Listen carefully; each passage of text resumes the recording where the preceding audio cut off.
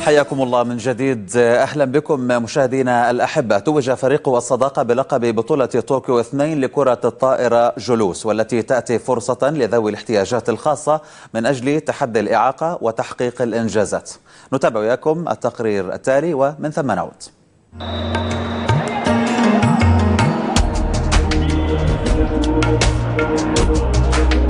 فلسطينيون رياضيون بترت أقدامهم في 3 حروب إسرائيلية ماضية، ولكن إرادتهم الحقيقية للتكيف من جديد وتحدي الإعاقة كانت التحدي الأبرز لفريق الصداقة لكرة الطائرة جلوس، والذي حقق لقب بطولة طوكيو بنسختها الثانية عقب انتصاره المستحق على جمعية الهلال الأحمر في المباراة النهائية التي جرت على صالة سعد صايل بغزة.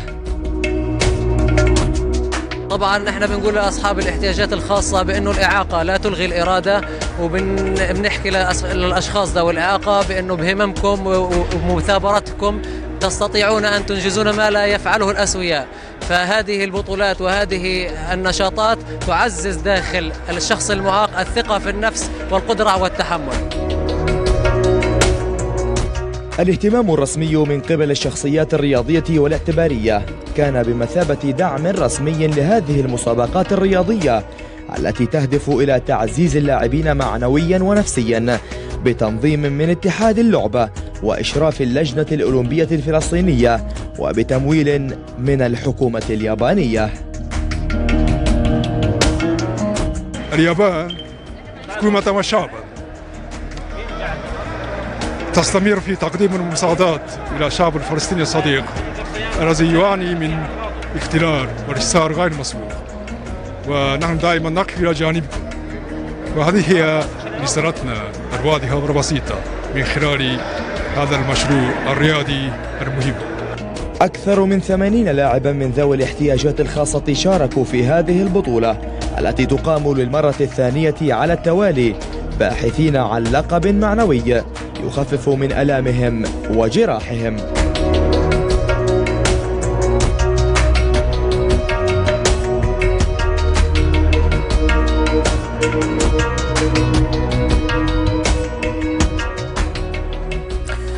إذن معنا هنا في الاستوديو للحديث حول هذا الموضوع الأستاذ ناصر لبد رئيس اتحاد الطائرة جلوس. حياك الله. بارك الله فيكم، نشكركم على الاستضافة الجميلة هذه وإن شاء الله. حياكم الله. بتشرفونا أيضا. معنا الأستاذ عنان لبادة رئيس بعثة نادي المستقبل أنابلس. حياك الله أستاذ. الله يسعدك. شكرا أستاذ. حياكم الله. استقبال حلو. شكرا لك لتلفزيون فلسطين اليوم، وإن شاء الله بتكون لقاء جيد لنا إن شاء الله. بتنورونا طبعا في ظل الحديث عن مشاركتكم. انطباعكم الأول عن التقرير. صحيح، يعني احنا بنشكر حضوركم لهذه الفعالية، لأنه أصحاب ذوي الاحتياجات الخاصة صحيح دائما مهمشين في المجتمع الفلسطيني رغم أنهم فقدوا أطرافهم فداء لدولة فلسطين. فيا حبذا نوجه رسالة من هذا المنبر الصادق الصدوق أن يهتموا في هؤلاء الأبطال الذين فقدت أطرافهم لأجل دولة فلسطين. فنرجو من إخواننا الإعلاميين المزيد الاهتمام في ذلك الفئة، لأنهم ليسوا أصحاب إعاقة ولكنهم أصحاب إرادة وأصحاب عزيمة وأصحاب بطولات وإنجازات في المحافل الدولية. فيجب على كل الإعلاميين الاهتمام في هؤلاء الفئة الذين رفعوا علم فلسطين عاليا في المحافل الدولية. ونشكركم لتواجدكم وحضوركم، وندعوكم من الآن إلى بطولة شركة جوال للنخبة أو للأقوياء التي ستقام يوم الثلاثاء، والنهائي سيكون يوم الأربعاء. نحن طبعا إن شاء الله حاضرون، لأننا لم تكن هذه المناسبة الأولى التي نحضر فيها كقناة فلسطين اليوم واستوديو رياضة.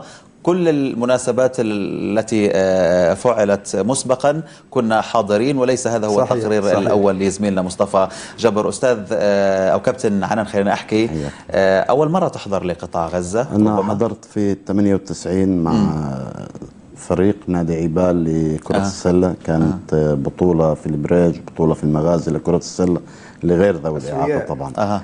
لغير ذوي الإعاقة وليس الأسوياء، لأننا أسوياء كلنا أسوياء. صحيح. الإعاقة ليست إعاقة الجسد، إنما هي إعاقة الفكر أحيانا.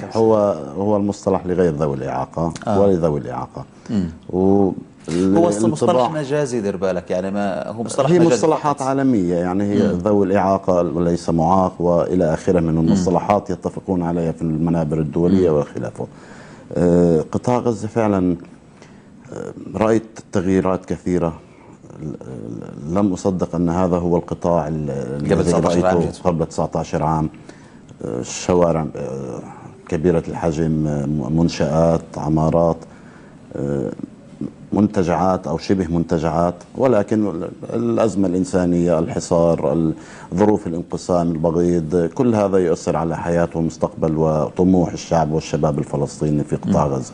نتمنى أن تزول تلك الغيمة والغمة، وإن شاء الله بيكون يعني دوما لنا لقاءات في قطاع غزة، ولكم قدوم إلى الضفة الغربية، لنا جميعا لقاء إن شاء الله في الأقصى إن شاء الله. طيب زيارتكم هذه ما الهدف منها وماذا قمتم بإنجازه حتى اللحظة؟ بالبداية يعني كان الاتصال بيننا وبين الأخ ناصر رئيس الاتحاد الفلسطيني لكرة الطائرة جلوس قطاع غزة من أجل البداية الاتفاق على تشكيل جسم واحد موحد للطائرة للاتحاد الفلسطيني لكرة الطائرة جلوس، من أجل أن إثبات أننا شعب واحد، قضية واحدة تهمنا رياضة الطائرة جلوس، نفس الهموم، نفس المشاريع، نفس الأهداف. لابد كان من الالتقاء من أجل وضع النقاط على الحروف.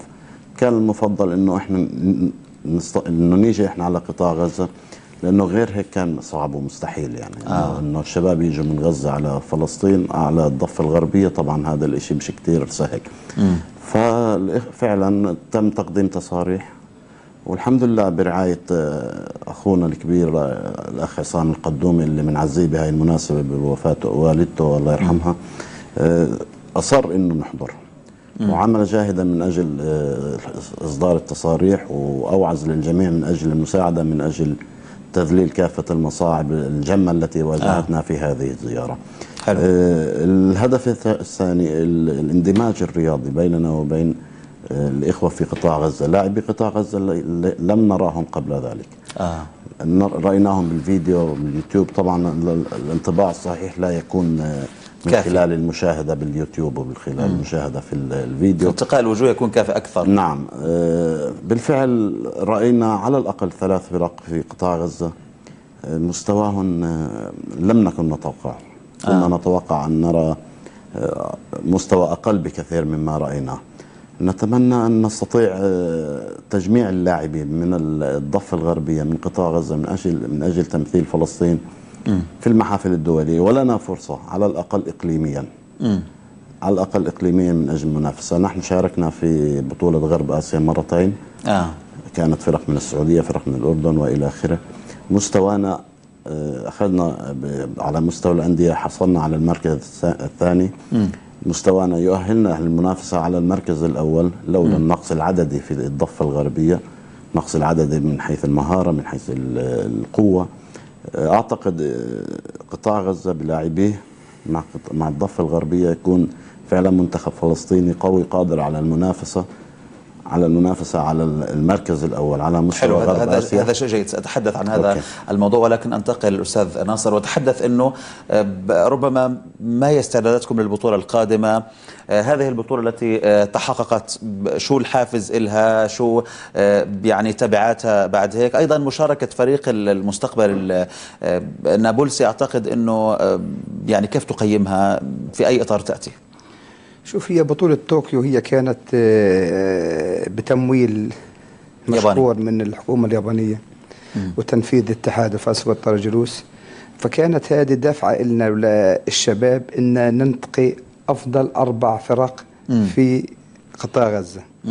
وتم اختيار ال4 فرق اللي هو الأول الصداقة، الثاني الهلال الأحمر من خانونس، الثالث نادي الجزيرة الرياضي، الرابع نادي السلام.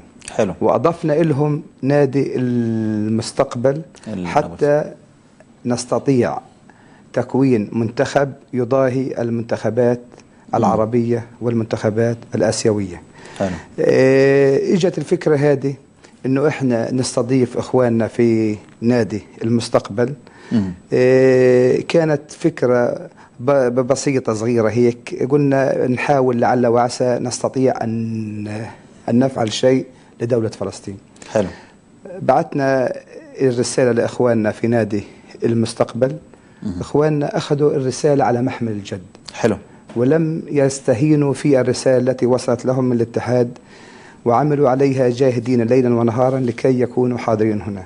حلو. حين وصول التسريح لهم لم يصدقوا أن خرجت لهم تسريح. اتصلوا علي قالوا لي يا أبو بدر مبروك طلعنا تسريح. قلت لهم والله. قالوا بديت أسعى جاهدا إلى استضافتهم هنا وتقديم أقل القليل لهم حتى يحسون في الضيافة الغزوية وفي وطنهم الأب والأم، وهو قطاع غزة. بدناش نقول وطنهم الضفة، لا كلنا وطننا فلسطين في الأول والأخير فلسطين يعني. صحيح. نحن أبناء فلسطين. فبدينا عملنا على الاستضافة تاعتهم، وبدينا نقول يحضروا هذه البطولة حتى يرتقوا للمستوى غزة ويشوفوا ايش الكورة الطارة جلوس في غزة.